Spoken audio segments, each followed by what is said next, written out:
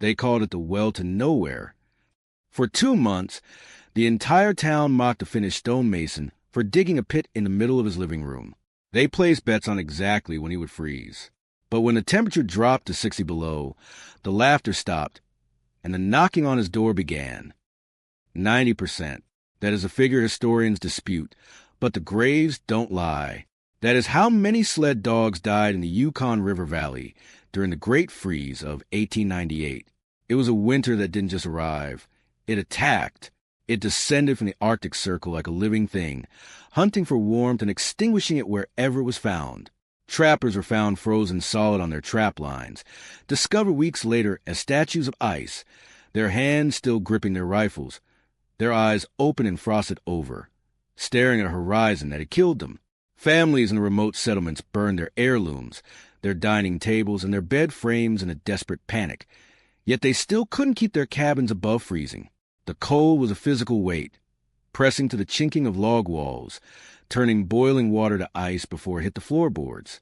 But in the Koyukuk region, a solitary Finnish stonemason named Elias Kivi sat in his shirt sleeves while his neighbors buried their dead.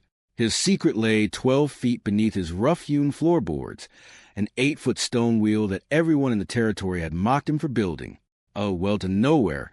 They had called it 2 months of backbreaking labor wasted on a hole in the permafrost. What they didn't understand was about to save his life. The education of Elias Kivi was not a man of words. He was a man of weight and density. He had worked stone since he was 12 years old, following his father and grandfather into the deep granite quarries of Karelia in eastern Finland. In those gray, echoing pits, he had learned to read rock the way other men read maps or scripture. He understood how it split along invisible fault lines, how it held together against the crushing weight of the earth, and most importantly, how it interacted with the elements. The village elders of Karelia, men with hands like gnarled roots, had taught him a fundamental truth that the rest of the world seemed to have forgotten. Heat was precious, and stone remembered. What forgets? His grandfather, old Matty, used to say, tapping his pipe against the massive soapstone hearth that dominated their ancestral home. Fire is a fleeting spirit. It dances and it dies. But stone? Stone has a memory. Elias had seen the truth of this during the brutal Nordic winters. The massive masonry heaters, taka, that families gathered around would absorb the raging fire's fury during the day and radiate a gentle, profound warmth for 24 hours after flames had turned to ash. The quarry floors that absorbed the midnight sun in July remained warm to the touch well into September, long after the wooden walkways had glazed over with the first frosts. Stone was a battery. It was a reservoir for energy, the false promise of gold. The Klondike Gold Rush had called him in 1896.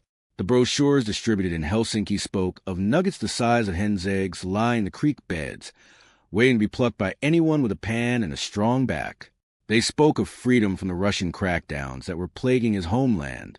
The steamship advertisements showed mountains of gold and endless opportunity, conveniently hiding the reality of a land that tried to actively kill you 7 months out of the year.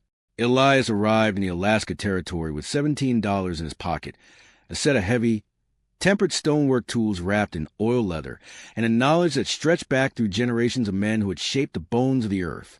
But his first Alaskan winters were a brutal education in failure. He learned quickly what timber could not do. The hastily built cabin he had rented near Fairbanks during his first year was a misery box. It groaned and shrank through every temperature swing. The wind howled through gaps that opened up between the green logs. The cast-iron potbelly stove, imported from Seattle at great expense, consumed spruce logs at a rate that seemed physically impossible. A cord of wood per month, sometimes more, vanished into that iron maw. And still, the cabin never felt truly warm. The heat rose instantly to the ceiling, rushed toward the roof, and vanished in the great white void above. The floor stayed cold enough to numb his toes through 2 pairs of wool socks and moosehide mucklucks. The walls radiated a damp chill no matter how the stove glowed cherry red. He watched his American and Canadian neighbors and saw the same desperate struggle repeated across every claim. Massive stoves, massive wood piles, massive effort, and still, families shivered through January and February. Still, children slept in their parkas, their breath misting the air of their own bedrooms. Still, the old and weak died when the mercury plunged past 40 below. The problem, Elias realized as he sat shivering in the dark of that first winter, was that these prospectors were obsessed with heating air. They built roaring fires that warmed the gas molecules around them, then watched helplessly as that warmth escaped through every crack, every opening, every draft. When the fire died, the heat died with it.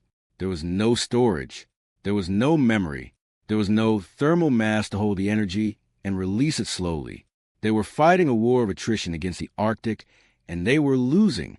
The vision in the basalt. By the summer of 1898, Elias had saved enough from contract work building foundations to buy 30 acres of land along a tributary of the Yukon River.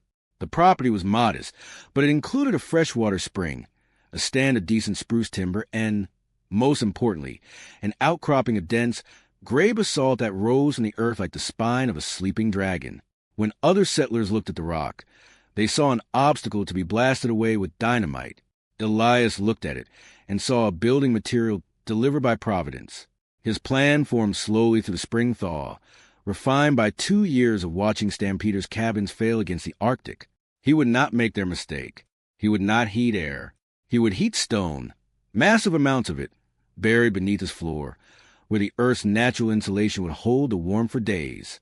It would be an underground thermal battery, charged by fire and discharged through his floorboards. The centerpiece of his design was ambitious, bordering on madness. It would be a wheel 8 feet across and 18 inches thick, carved from basalt on his own property.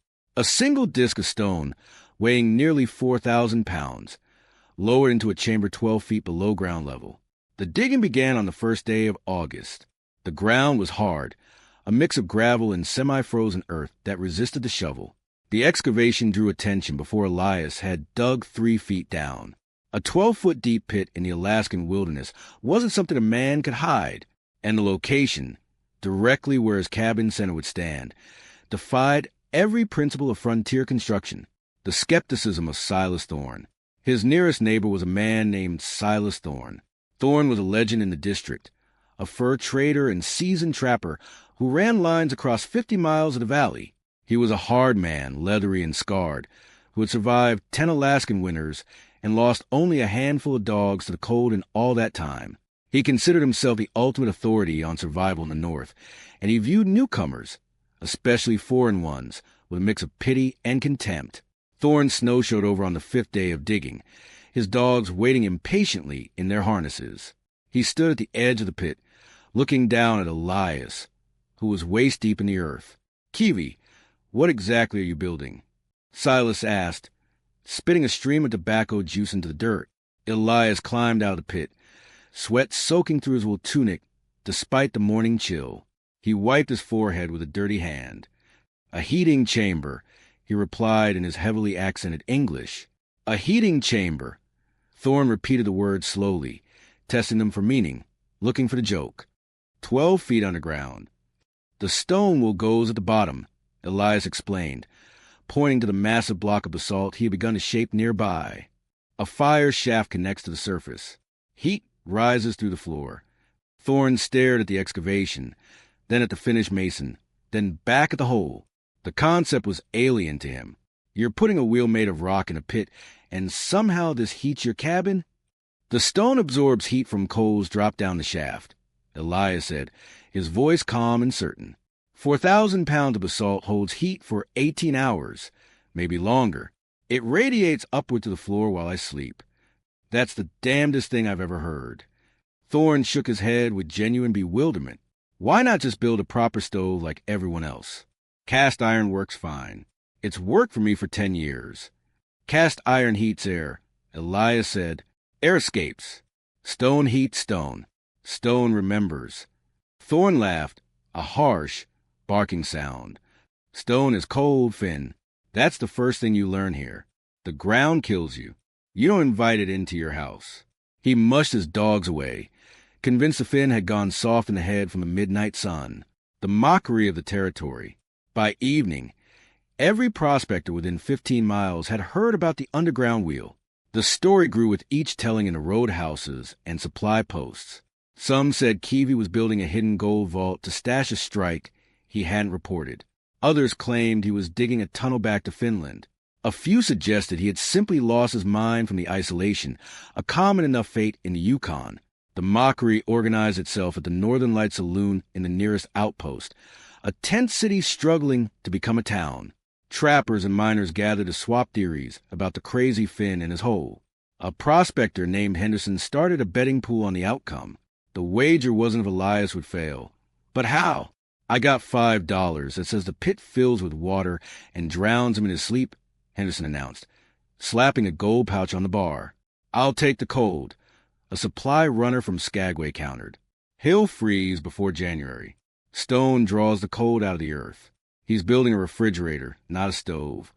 The jokes turned darker as August wore on and the days shortened. Men stopped laughing and started warning.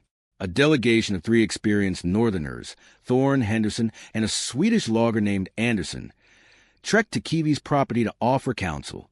We're not here to mock you, Thorne said, though his expression suggested otherwise.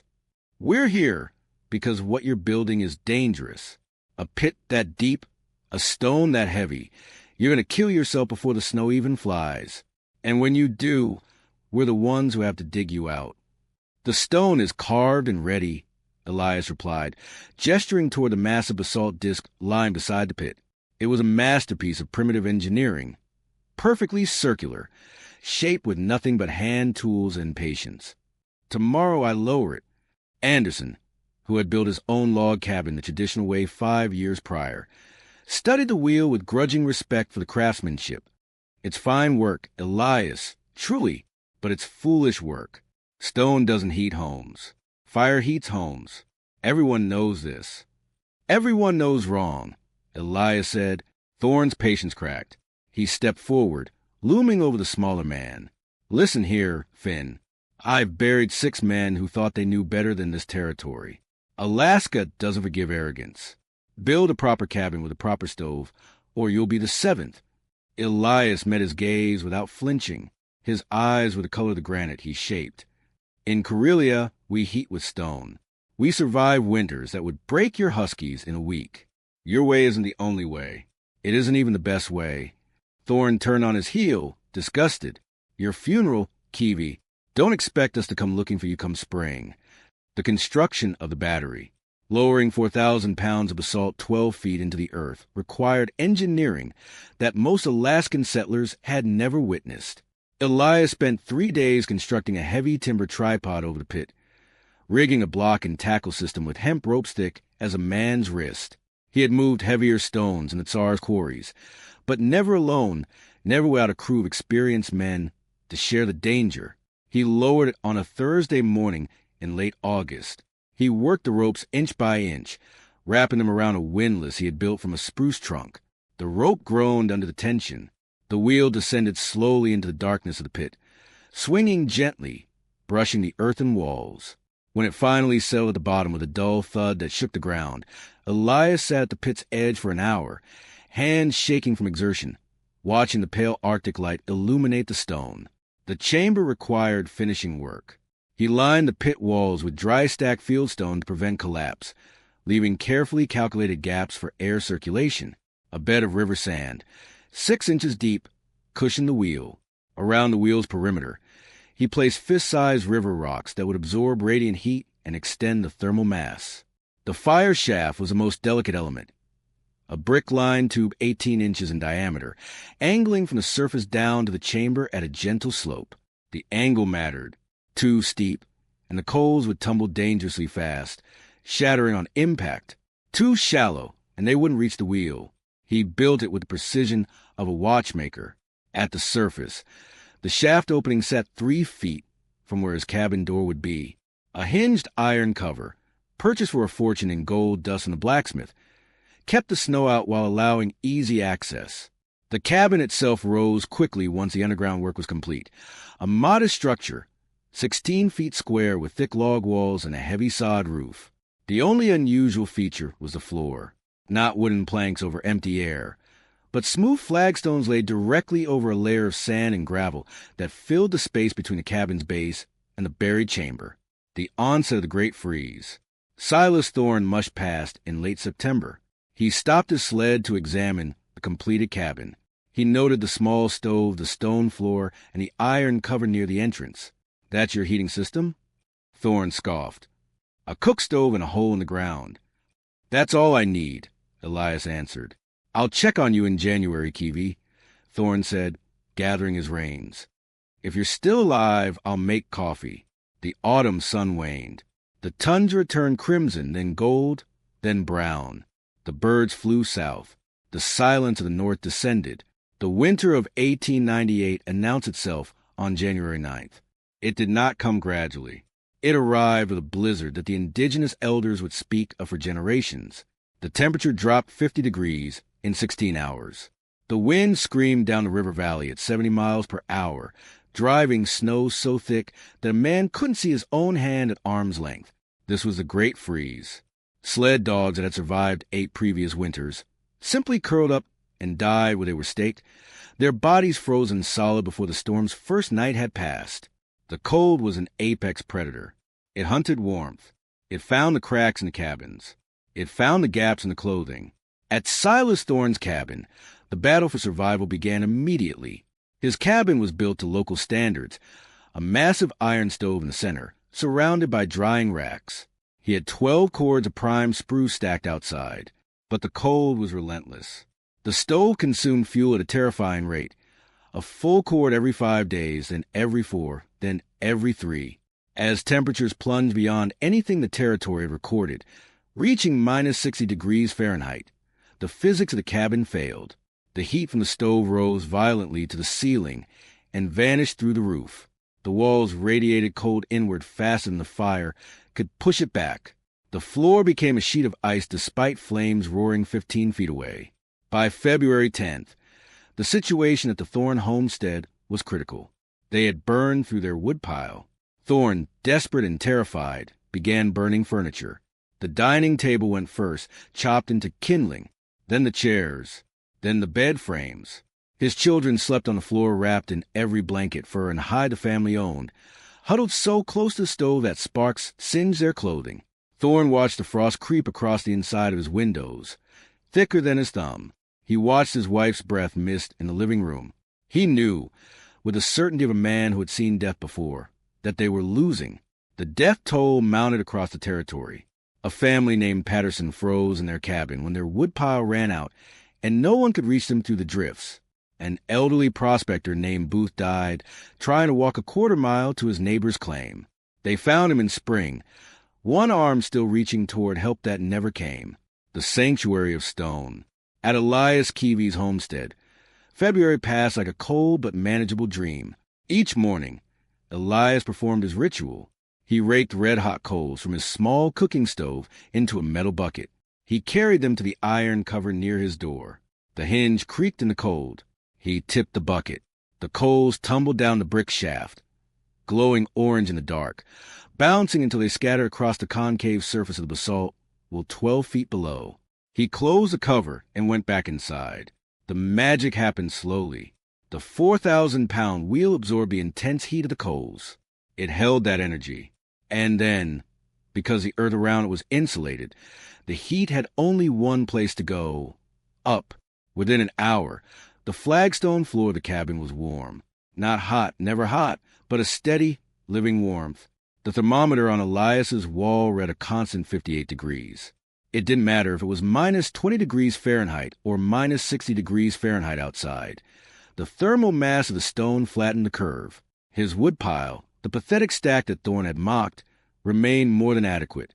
The small stove burned perhaps 10 pounds of wood per day, just enough to cook meals and generate the coals that fed the underground wheel. While his neighbors burned through 12 cords and ran out, Elias burned through half a cord per month and had plenty remaining. On February 15th, with the temperature outside at minus 63 degrees Fahrenheit, Elias Kiwi walked across his warm floor in wool socks, feeling the gentle heat against the soles. He brewed a pot of strong coffee and sat by the window, watching the wind whip the snow into white wraiths. He was safe, he was comfortable, and he was alone. The reckoning. Silas Thorne appeared at Elias's door on February 19th. He did not walk, he stumbled. He looked more dead than alive. His face was gray with frostbite, his beard a solid block of ice, his fingers blackened at the tips. His pride had been frozen out of him by 5 weeks of watching everything he had built disappear into the cold. Behind him, in a sled pulled by the single dog that hadn't died in the storms, huddled his wife and 2 children. They were wrapped in so many layers they looked like bundles of rags. Elias opened the door. The heat of the cabin rushed out to meet the cold, creating a cloud of steam. "We're out of wood," Thorne croaked, the words cracking through split lips. "We're out of furniture. We're out of options." Elias stepped aside and let them enter without a word. Mrs. Thorne stopped 3 feet inside the door. She pulled the scarf from her face, her skin waxy and pale. She blinked, confused. The air in the room was soft. It wasn't the searing, dry heat of a stove fighting a losing battle. It was a pervasive, gentle warmth that seemed to come from everywhere. "The floor," she whispered. Her children pushed past her and dropped to their knees on the flagstones. They pressed their palms against the rock. They pressed their cheeks against it. "It's warm," the boy cried out. "Papa, the floor is warm." 56 degrees this morning, Elias said quietly, closing the heavy door and latching it against the killing wind. "It holds steady between 54 and 58, depending on how many coals I drop." Silas Thorne stood motionless in the center of the room. He was processing what his body was telling him. He had spent 5 weeks fighting to keep his cabin above freezing, burning everything that would catch flame, watching his children shiver despite fires that consumed a cord of wood every 3 days. Now he stood in a cabin half the size of his own, heated by a stove a quarter the size of his own, and the floor beneath his frozen boots was warmer than his own floor had been in 2 months. "Show me," Thorne said, his voice breaking. "Show me how." Elias led him to the small iron cover near the door. He opened it. A faint wave of heat wafted up. He gestured for Thorne to look down the brick-lined shaft. 12 feet below, barely visible in the darkness, the granite will glowed with a dull, red, sullen remembrance of that morning's coals. "For 1,000 pounds of stone," Elias explained, "it holds heat for 18 hours, sometimes 20. I drop coals once a day, sometimes twice in the worst cold. The heat rises through 12 feet of earth and warms the floor above." "That's impossible," Thorne muttered, shaking his head. "Stone is cold. You said—" "I said, you're standing in my cabin, Silas. You felt the floor. Is it impossible?" Thorne stared down the shaft for a long moment, the red glow reflecting in his tired, hollow eyes. "How much would you burn?" 10 pounds a day, perhaps 12. Enough to cook and make coals. The wheel does the rest. 10 pounds.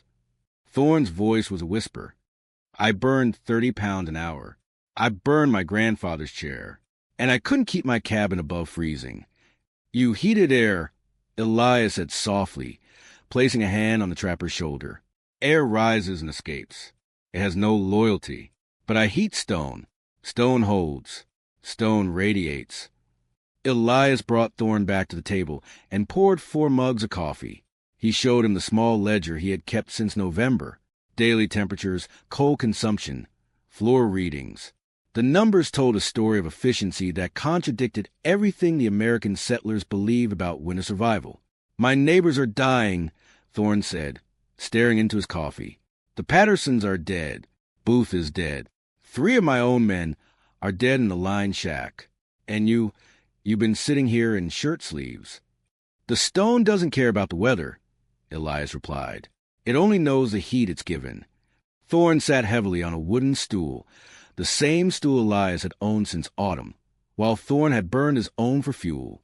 The cattleman who had mocked the Finnish fool, who had bet money on his death, who had laughed at the well-to-nowhere, stared at the warm floor beneath his ruined boots. "I called you a fool," Thorne said. "I bet money you'd be dead by February." "You didn't know," Elias said, sipping his coffee. "I didn't want to know. I saw something foreign and decided it was wrong because I didn't understand it." Thorne looked up, his frost-damaged face showing something Elias had never seen there before. Humility. "Teach me," Thorne said. "When this winter breaks, if it ever breaks, teach me how to build one. I will dig the pit myself." Elias smiled, a small, tight shifting of his beard. "When the ground thaws," the stonemason said, I'll show you where to dig." And so, as the wind howled outside, seeking entry, the two men sat in the warmth of the stone, waiting for the spring that would eventually come, bringing with it the thaw, the light, and a new understanding of how to survive in the dark.